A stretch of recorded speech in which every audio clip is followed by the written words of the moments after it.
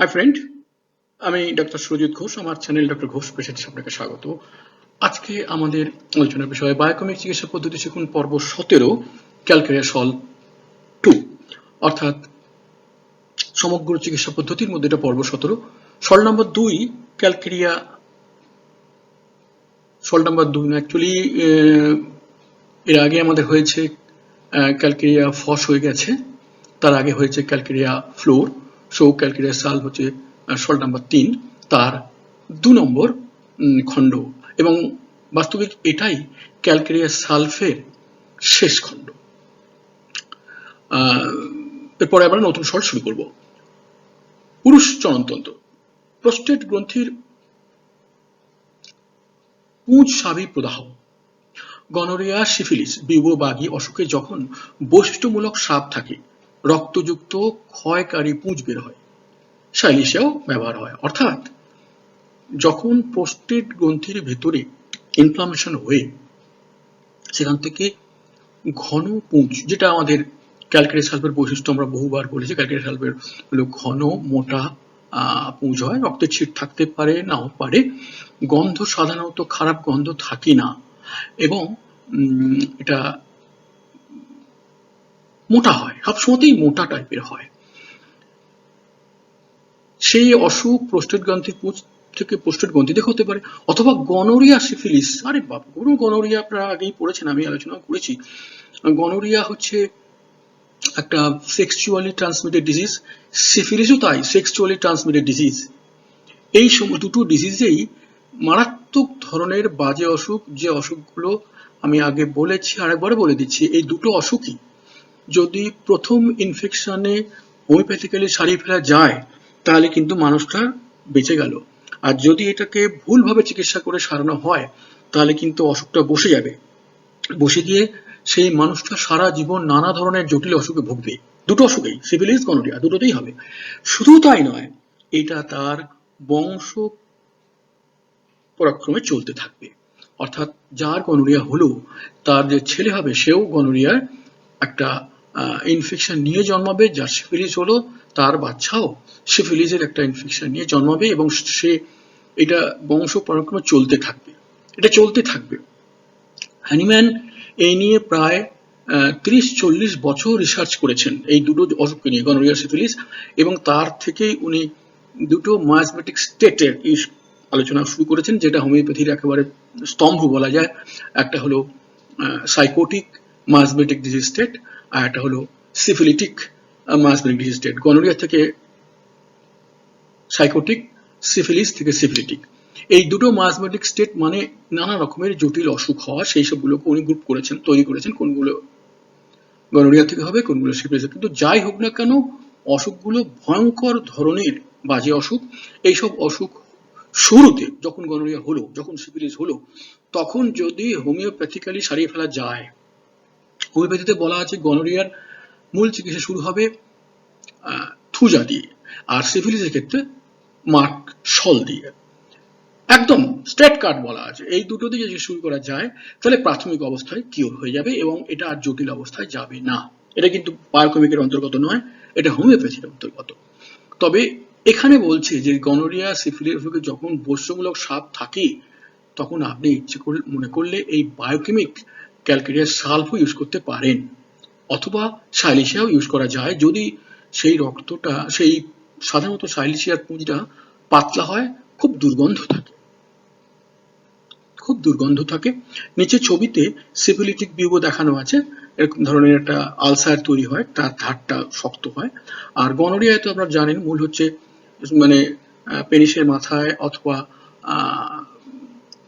ভ্যাজাইনার, স্ত্রী লোকেদের ভ্যাজাইনার মুখে এক ফোঁটা পুঁজ থাকে, এক ফোঁটা পুঁজ থেকে পাস থাকে। সেই পাস হচ্ছে গনোরিয়ার ব্যাকটেরিয়ায় পূর্ণ, তবেই বোঝা যায় যে গনোরিয়াটা হয়েছে। পরীক্ষা করে এটাই প্রমাণ হয় যে গনোরিয়া হয়েছে, নইলে ওই পুঁজ তো অন্য কারণেও হতে পারে।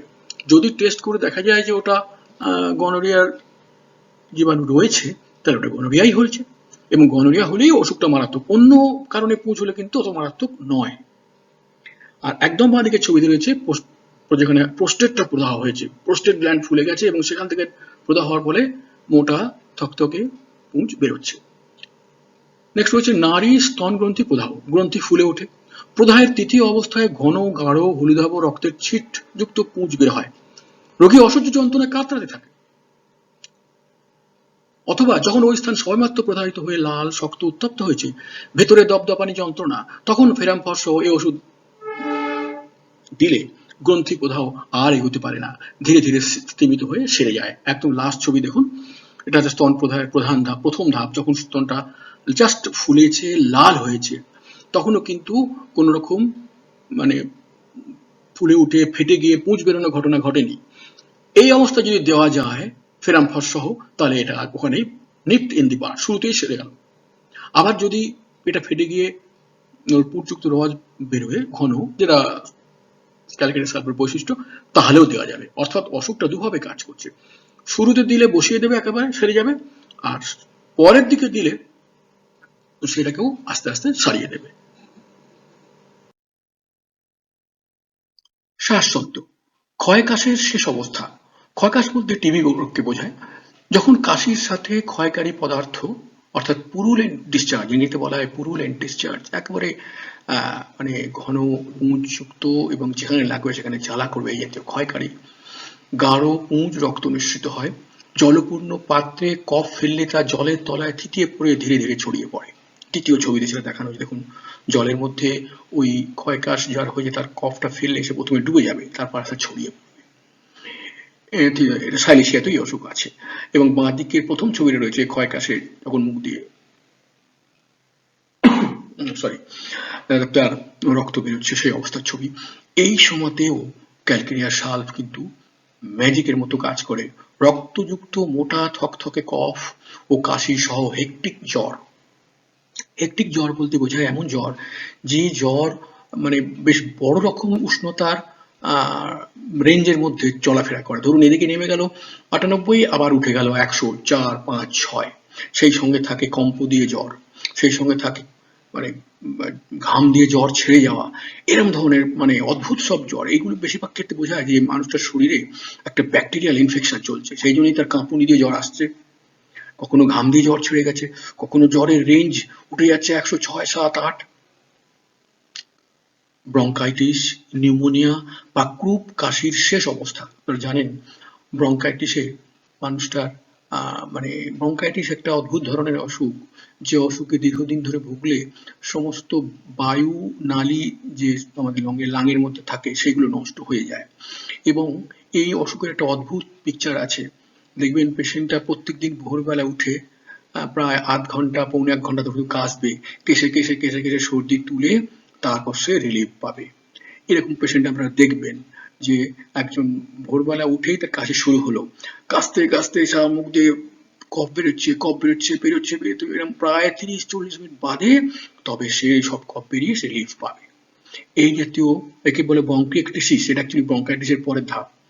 নিউমোনিয়া তো আপনারা জানেন, নিউমোনিয়াতে লাঙের ভেতরে যে বায়ুথলিগুলো থাকে সেগুলোই নষ্ট হয়ে যায়, সেই বায়ুথলিগুলো নষ্ট হয়ে তার মধ্যে পুঁজ জমে যায়, তার ফলে মানুষটা বাতাস নিতে পারে না, বাইরে থেকে বাতাস এসে যে বায়ুথলিতে ঢুকবে সেখান থেকে রক্ত এদিকে যাবে, তবে সে মানুষটা দম নিতে পারবে, সেরকম হয় না, প্রচন্ড কষ্ট হয়। এই সমস্ত নিউমোনিয়া নানা কারণে হতে, ব্রঙ্কাইটিসও নানা কারণে, বিভিন্ন ধরনের, সেটা ব্যাকটেরিয়াল ইনফেকশন হতে পারে, সেটা ভাইরাল ইনফেকশন, যেমন এই মুহূর্তে আপনারা শুনেছেন যে কোভিড-19 যে অসুখটা সেটাও নিউমোনিয়া তৈরি করে, কারণ কোভিড বলে যে ভাইরাসটা সে কিন্তু নিউমোনিয়া তৈরি করে, আর নিউমোনিয়া তৈরি হলেই মানুষের শ্বাসকষ্ট হবে, শরীরে অক্সিজেন কমে যাবে, ক্রমশ নীলচে হয়ে যাবে, মুখ টুকগুলো, চোখ মুখ নাক নীল হয়ে যাবে রক্তের অভাবে।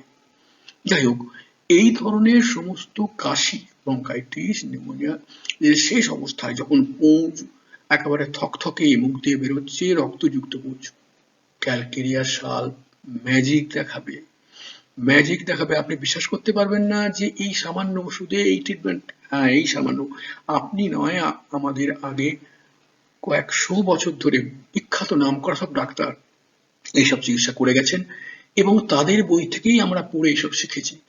আপনার মনে হতে পারে যে আরে এত মারাত্মক অসুখ, এর জন্য বোধহয় পাওয়ারফুল ইনজেকশন লাগবে, নইলে বড় বড় ক্যাপসুল লাগবে। জানি মানে ওইসব দিয়েও হয়, কিন্তু ওইসব দিয়ে সারার চেয়ে এই ওষুধ দিয়ে সারলে এই সারানো অনেক বেশি পারফেক্ট হবে, অনেক কম জটিল হবে, পেশেন্ট অনেক সহজে সেরে যাবে। আর ওইসব মারাত্মক ওষুধ দিয়ে করলে দেখবেন সে অসুখ থেকে সারলেও আবার 2 মাস ধরে তাকে নানা রকম টনিক খাইয়ে ভালো করতে হবে, কারণ সে দুর্বল হয়ে গেছে। পাওয়ারফুল ওষুধ। কিন্তু ক্যালকেরিয়া সাল্প হচ্ছে আমাদের শরীরের লবণ, যে লবণ এই শরীরকে সারিয়ে দেয় এই সমস্ত অবস্থাকে স্বাভাবিকভাবেই। সুতরাং যেটা বলছিলাম, ব্রঙ্কাইটিস, নিউমোনিয়া, কুপক্রাসির শেষ অবস্থা যখন ওরকম পুঁজ বেরোচ্ছে, ক্যালিমিউরের পরে প্রয়োজন হয়। সাধারণত ক্যালিমিউর মানে ক্যালিমিউরটা মাঝামাঝি ইন্টারমিডিয়েট স্টেজে লাগে। প্রথমে লাগে ফস, ফেরাম ফস, তারপর লাগে ক্যালিমিউর। আর ক্যালিমিউরের শেষের ধাপটা হলো ক্যালকেরিয়া সাপ, যখন একেবারে থার্ড স্টেজে চলে এসছে। লাং বা প্লুরার মধ্যে পুঁজ উৎপত্তি, লাঙের ভেতর পুঁজ জমে গেছে, দেখুন পুঁজপূর্ণ ফুসফুস, থার্ড ছবি দেখানো হয়েছে। অথবা লাঙের উপরে যে সেরাস মেমব্রেন থাকে, সেরাস ঝিল্লি থাকে, তাকে প্লুরা বলে, তার মধ্যেও পুঁজ তৈরি হয়, সেই তার থেকে প্লুরুসি রোগ তৈরি হয়। সেসব ক্ষেত্রেও এই calcarea sulph the medicine. That is calcarea sulph একটা ভীষণ পাওয়ারফুল অ্যান্টি টিউবারকুলার ওষুধ, ভীষণ পাওয়ারফুল অ্যান্টি টিউবারকুলার ওষুধ। শুধু আপনি যদি জেনে রেখে সঠিক জায়গায় ইউজ করতে পারেন, ম্যাজিক দেখিয়ে দেবে, ম্যাজিক দেখিয়ে চলে যাবে।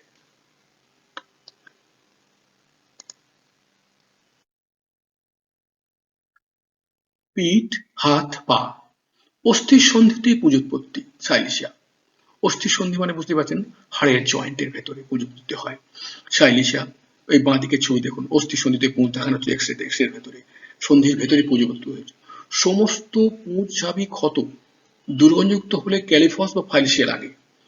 যদি দুর্গন্ধযুক্ত পুঁজ হয় তাহলে সাইলিশিয়া লাগতে পারে, ক্যালিফসও লাগতে পারে। যদি অর্ডিনারি ঘন মোটা হলুদ রক্তচ্ছিটযুক্ত পুঁজ হয় তাহলে সেটা কিন্তু অবশ্যই ক্যালকেরিয়া সালভ কভার করবে। দ্বিতীয় ছবি, পুঁজ ছাবি ক্ষত, দেখুন হলুদের পুঁজ বেরোচ্ছে। অস্থি ক্ষয়কারী অসুখ, ক্যালকেরিয়া ফস, সাইলিশিয়া। হাড়ের ভিতর ক্ষয়ে যাচ্ছে, হাড় ভেতরে মানে ক্ষয়ে টুকরো হয়ে বেরিয়ে আসে, ওপরের চামড়া দিয়ে হাড়ের টুকরো কেটে কেটে বেরিয়ে চলে আসে, একে বলে অস্থির ক্ষয়কারী অসুখ। আপনি ভাবতে পারবেন না ক্যালকেরিয়া ফস, সাইলিশিয়া এবং ক্যালকেরিয়া সালভ এই সমস্ত জায়গায় ম্যাজিকের মতো কাজ করবে, ম্যাজিকের মতো কাজ করবে। যদিও আধুনিক চিকিৎসায় এই পাওয়ারফুল পেনিসিলিন ইনজেকশন বা এই জাতীয় মারাত্মক অ্যান্টি মানে ওই পেনিসিলিন জাতীয় যে ট্যাবলেট ক্যাপসুল আছে সেগুলো দিয়েও সারানো যায়, কিন্তু ওই বললাম এই ওষুধে দিলে পেশেন্ট সেরে গিয়ে কয়েকদিনের মধ্যেই সম্পূর্ণ সুস্থ হয়ে যাবে। আর ওই সমস্ত মডার্ন চিকিৎসায় করলে কি হবে, অসুখ সারবে কিন্তু সে আরো 3 মাস ধরে ভুগতে থাকে, আরো 3 মাস ধরে। অস্থির ক্ষয়কারী অসুখ, ক্যালকেরিয়া ফস, সাইলিশিয়া এবং ক্যালকেরিয়া সালভ, এই তিনটে ট্রিটমেন্ট অসুখেই, তিনটে ওষুধেই ট্রিটমেন্ট হবে। শুধু চিকিৎসাটা দেখতে হবে, সিমটম দেখতে হবে। যদি ওই যে বেরোচ্ছে ক্ষয়কারী যে পুঁজ বেরোচ্ছে পাতলা হয়, তার প্রকৃতি হলে সাইলিশিয়ায় চলে যাবে, ভয়ঙ্কর বাজে গন্ধ। সেটা যদি ঘন মোটা হয় তাহলে চলে আসছে ক্যালকেরিয়া সালভে। সে যদি মধ্যবর্তী কিছু হয় ক্যালকেরিয়া ফসে হয়ে যাবে। তিনজনেই এখানে এই ওষুধ সারিয়ে দিতে পারবে।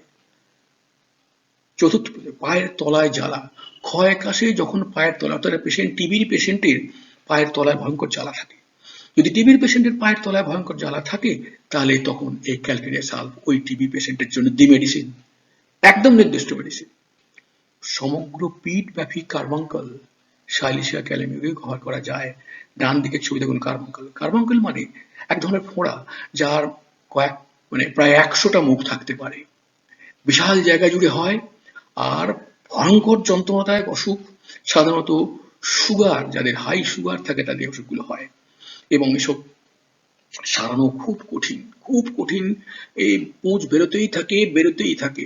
এই সময় ক্যালকেরিয়া সালভ ম্যাজিকের মতো পুঁজ কমিয়ে দেবে, ম্যাজিকের মতো পুঁজ কমিয়ে দেবে। তবে যদি হাই সুগার হয় তাহলে কিন্তু হয়তো ওষুধটা নাও কাজ করতে পারে, সেই জন্য অ্যালোপ্যাথি থেকে করা হয়, ওরা প্রেশার ওষুধ দিয়ে সুগারটাকে নামিয়ে নিয়ে তবে চিকিৎসা করে, কারণ রক্তে সুগার বেশি থাকলে ওষুধ কাজ করতে চায় না। ওষুধ মানুষের যদি সুগার না থাকে তাহলে যত মারাত্মকই কার্বনকাল হোক, যত মারাত্মক বড় কার্বনকালই হোক, সে নয় ক্যালকেরিয়া সালভ, নয় সাইলিশিয়া, নয় ক্যালিমিউর, এই তিনটে একটা দিয়ে সে একদম কমপ্লিটলি কিওর হয়ে যাবে। কমপ্লিটলি কিওর হয়ে যাবে।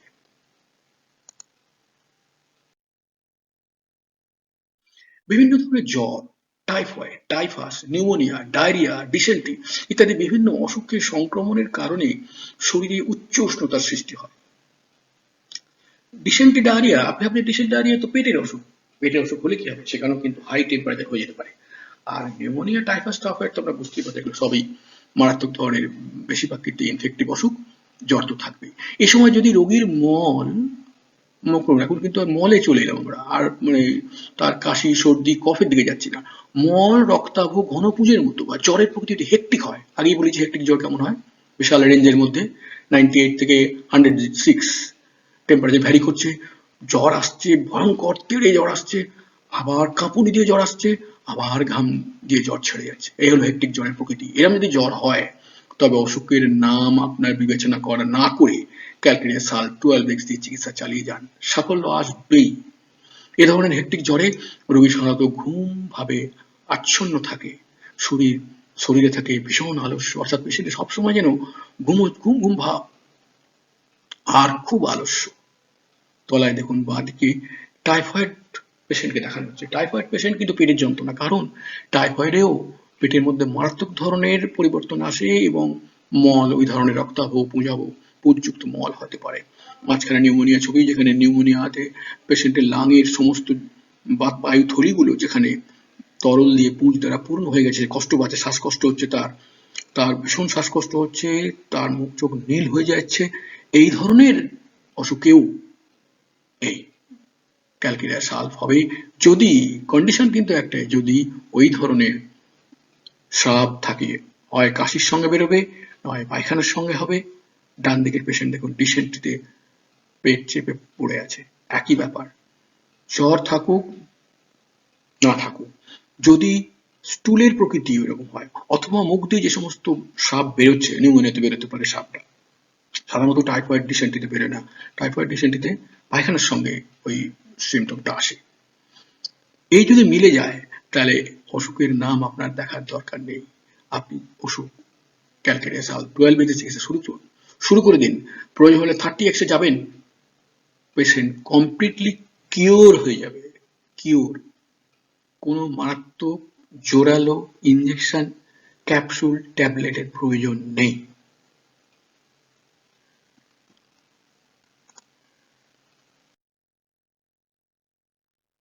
লাইফ কেস: রবিন কোলি, বয়স 40, গত 3 মাস ধরে ডিসেন্ট্রি ও প্রোস্টেট পীড়ায় ভুগছেন। ডিসেন্ট্রির জন্য আধুনিক অ্যালোপ্যাথিক চিকিৎসা চলছে, কখনো ভালো কখনো খারাপ, সম্পূর্ণ রিলিফ পাচ্ছেন না। কুকুরকুণ্ডলী হয়ে সারা দিন বিছানায় সময় কাটে, কাজে যেতে পারছেন না প্রায় 2.5 মাস হলো। সেই সঙ্গে প্রোস্টেটের সংক্রমণ, মূত্রের সাথে ঘন সবুজাভ হলুদ সাপ থেকে থেকে চলে। প্রস্রাব করার সময় এত কষ্ট হয় যে কহতব্য নয়। কিছু রিলিফের জন্য টিস্যু সল্ট থেরাপি করাতে এসেছেন। রবীনবাবুকে ক্যালকেরিয়া সাল 12x 2 মাত্রা সকালে ও রাতে করে 3 সপ্তাহ দেওয়া হলো। 3 সপ্তাহ পরে জানা গেল প্রস্রাব ও প্রোস্টেটের কষ্ট 12 আনা কম। আমাশাও বেশ ভালো হয়ে গেছে, বিছানায় উঠে সোজা হয়ে বসে খবরে কাজ পড়ছেন। 2 সপ্তাহের জন্য 12x সকালে কেবল 1 মাত্রা ব্যবস্থা করা হলো। 2 সপ্তাহ পরে জানা গেল স্কুলে কাজে জয়েন করেছেন।